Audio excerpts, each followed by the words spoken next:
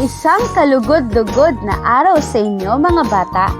Ako si Binibining Jennifer Andavon, ang inyong guro sa araw na ito. Sabay-sabay nating alamin ang layunin ng ating paksa. Mailalahad ang mga mahalagang paraan upang mapabuti ang komunikasyon sa pamilya. Ang paksang ating pag-aaralan ay pinamagatang ang kahalagahan ng komunikasyon. Ano nga ba ang komunikasyon? Ang komunikasyon ay isang proseso ng pagpapalitan ng impormasyon na kadalasan na ginagawa sa pamamagitan ng karaniwang sistema ng mga simbolo. Ang mga sumusunod ay mga paraan upang mapabuti ang komunikasyon na umiiral sa pamilya. Kailangang gamitin ng tao ang kanyang talino at malikhaing isipan sa pagtuklas ng mabuting paraan ng pagpapahayag ng kanyang sasabihin. Pangalawa, pag-aalala at malasakit.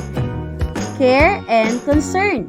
Magkaroon ng malasakit at galang sa kausap, sino man o anuman ang kanyang katayuan o nalalaman. Kahit na bata, katulong sa bahay, o pulubi ang kausap. Pangatlo, pagiging yayag o bukas. Cooperativeness or openness. Sa pakikipag-usap, maging bukas lagi at manatiling tapat lalo na sa mag-asawa. Pang-apat, lugod o ligaya. Ang kaligayahan o lugod ng isang tao sa pakikipag-usap ay nakaaakit sa pagtitiwala ng kaharap. At ang panglima, atin-atin. Mabuti sa magkakasambahay ang pagkakaroon ng sama-samang usapan at pagpapalitan ng puro o magkaroon ng masayang at pagbabahagian ng karanasan na maaaring pag-usapan ng pamilya at kaibigan.